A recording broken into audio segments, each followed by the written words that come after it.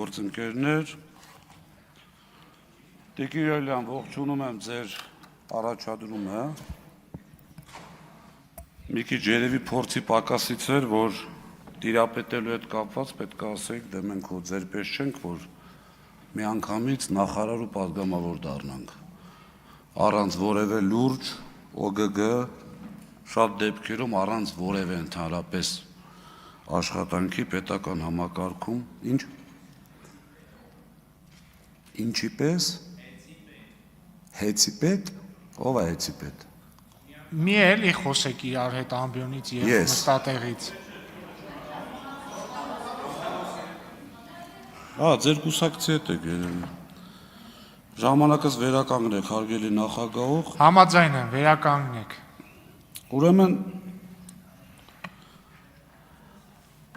առիթ չի եղել,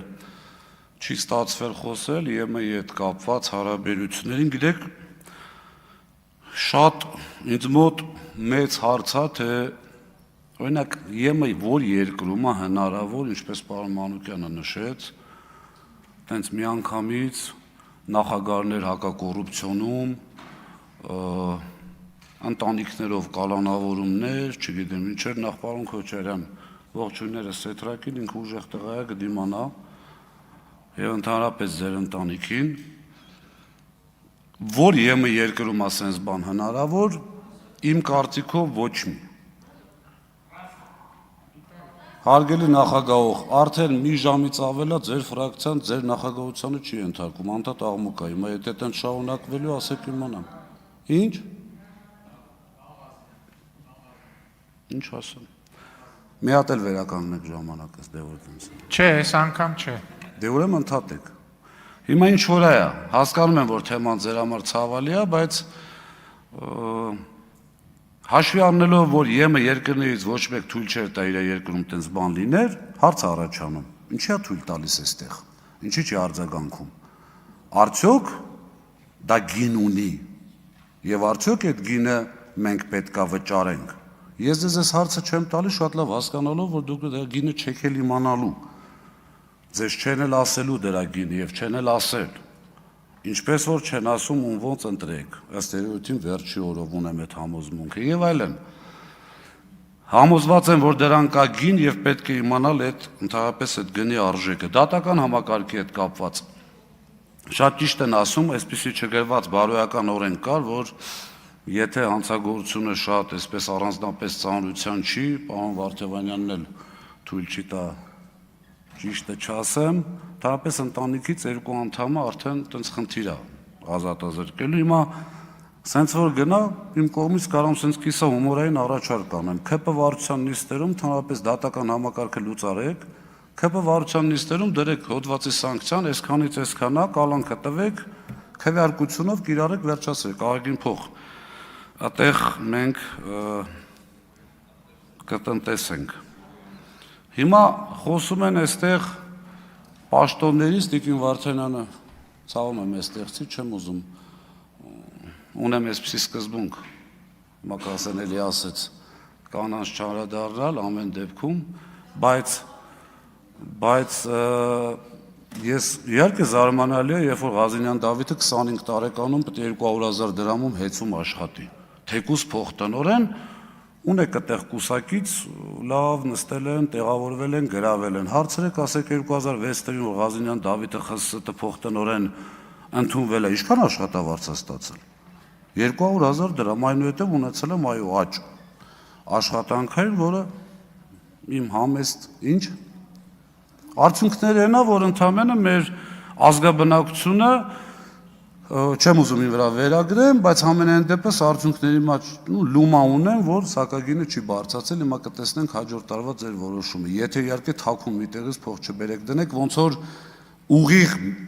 եսա կլրանա մի տարին, ասում եմ 12 միլիարդ դրամ ատոմակայանին, լրացուցիչ, այլ ֆինանսական եկամուտ որտեղից, չկա, պատասխանը չկա, ատոմակայանը շատ պարզ հիմնարկ է, եկավ հոսանքը ծախեց, փողը ավերցրեց, իրա ծախսերը հոգած մինուս կամ պլյուս, 12 միլիարդ դրամ այլ ֆինանսական եկամուտ։ Հիմա ինչ վերաբերում է, պարոն Ղազարյան ոնց էիք ասում, Հ, Ա, Ե,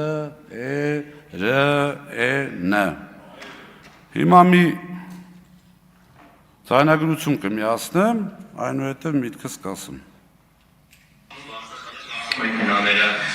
վարկերը, պահեստները, այդ ամենը, որ հիմա շահարկում են քաղաքների կողմից, դրանք մտել են էլեկտրոէներգիայի սակագնի մեջ, թե չեն մտել, այսինքն քաղաքացին սպառողը վճարում է դրանց համար էլեկտրոէներգիայի սակագնի չափով, թե չի վճարում, խնդրում եմ ուղիղ պատասխանել։ Հայտարարությունների հետ կապված, եթե կոնկրետ պատասխանեմ, իսկ մենք այնուամենայնիվ ձեզ գրած նամակում բավական կոնկրետ ենք պատասխանել, ինչքան էլ որ դուք ասում եք խուճուճ բաներ են գրել, խուճուճ բան մենք ստեղ չենք գրում, որևէ մարդու եւ որևէ թիմումի, այլ բան, որ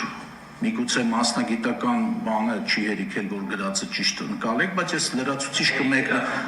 նորից մեկնաբանում եմ։ Մեթոդաբանության իմաստով, այո, վերցրած վարկերի տոկոսները, իսկ խոսքը գնում է ոչ թե վերցրած վարկերի, այլ վերցրած վարկերի տոկոսների մասին։ Վերցրած վարկերի տոկոսները չեն մտնում սակագնի մեջ։ Հիմա միջից ով չգիտի ասեմ, սա ձեր նախկին կուսակից հանրային ծառայությունները կարգավորող հանձնաժողովի նախագահն էր։ Ես չեմ ասում այդ հայերենը, որովհետև չեմ պատկերացնում։ Համար 1 ամբիոնից ձեր կուսակցության ղեկավարը, կառավարության ղեկավարը երեք էլի հայտարարում ասում տոկոսները։ Հիմա կարծում եմ հանձնաժողովի նախագահը ճիշտ է, որովհետև մեթոդաբանությունը հենց նրա մասինն է, թե ինչն է մտնում ընդհանրապես սակագնի մեջ։ Տոկոսները վճարելը սեփականատերը։ Ինչ վերաբերվում է ձեր ասած, էլի նորից միտք հնչեց, տնտեսական ապակայունացում, չգիտեմ ինչ, եթե տնտեսական ապակայունացումը մոտարապես 50-ից ավել, կոնկրետ թևը չեմ հիշում, բայց բավականին մեծ $1 միլիոն ներդրումն է եւ արդեն մի տարի է ձեզ ասում ենք, խնդրում ենք բերեք մի օրինակ, այստեղ խոսք հնչեց, ինձ նամակներ են գրում, գալիս են, չեն թողում մասնակցեն, հիշեցի անցյալ տարի, եթե չեմ սխալվում, փոխնախարարներից մեկին ասում են ձեր նախարարի բարեկամը հարևանը տենդեր աշահում, ասում է դե օրենսդրական կարգավորում չունենք, այս բանը չենք կարող արգելել, ասում ենք լավ, մի հոգի բերեք թողասի ում են արգելել այդ տենդերի, մի այսպիսի անեկդոտ կա, ոնց անգամ է ուզում պատմեի, բարեկը մեքենան կանգնացնում է, տեսնում է հարբած, ինչ-որ մեկը ղեկին, ասում է խմած ես քշում, ասում է հա, ասում է ով է քեզ թույլ տվել, ասում է ասել են կարաս քշես, առանց վարորդական ես քշում, ասում է հա, ով է թույլ տվել, ասում է ասել են կարաս քշես, մի քանի այդպիսի հարց, բարեկը ջղայնանում, ասում է ով է ասել, ասում է ասել են չասեն։ Հիմա այս պարագայում այդ թեմային ընդհանրապես անդրադառնալն է սխալ եւ խնդրում եմ, որպեսզի եթե դուք կոչ եք անում ամբիոնը օգտագործել ճիշտ, ինքներդ օրինակ ծառայեք, մի փոքր մասով նաեւ ցանկանում եմ ելույթից վերջում անդրադառնալ իրավագիտության ֆակուլտետացավին, որ կպել են որոշ ԿՊԱ-ականներ, ոնց ասեմ, այդ ատելությունը, որ ընդհանրապես բուհական համակարգի առավել եւս ԵՊՀ-ի մի հատ էլ առավել եւս իրավագիտության ֆակուլտետի հետ կապված կա, ես ընդհանրապես յուրաքանչյուր թեմայի մեջ փորձում եմ այսպես անալիզի միջոցով գտնել, թե ինչ կարող է այդտեղ իրականում լինի, թեկուզ իմ ընդհանրապես եւ այլն, բայց մի քանի վարկած է պատտվում, կարող է հեռացվել համասարանից դրա համար այտենց, կարող է պարոն Հարությունյան դուք որևէ հաջողություն չեք ունեցել այդ համասարանում դրա համար եք այտենց, բայց անգամ եթե ԿՊ-ն վերածել է իր մասնաճյուղի Երևանի պետական համալսարանը, անգամ այդ դեպքում էլի չեն հանգստանում, չնայած կրթության համար բավականին մեծ վնաս է։ Եվ մի վարկած էլ կա, որ կարող է այտենց երազանք ա եղել այնտեղ սովորելու չի ստացվել, միջավայրից ասեմ, որ ֆակուլտետը ընդունելությանը չի մասնակցում, եթե այդ երազանքը եղել է, այդ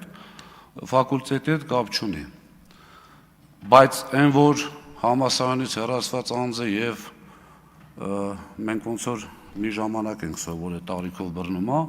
ամենայն դեպս ոչ մի բանով չճանաչված 20 եւ ավել տարվա դասախոսը խոսում են մի ֆակուլտետի մասին, որի շրջանավարտները իրանց համար իրանց թիմում գտնող ամենալավն են, դա արդեն նոնսենս է։ Խորհուրդ եմ տալիս երկար մտածել այդ թեմային անդրադառնալուց։ Տիկին Յոլյան, եւս մեկ անգամ, ինչպես հայտարարեցի, ես որպես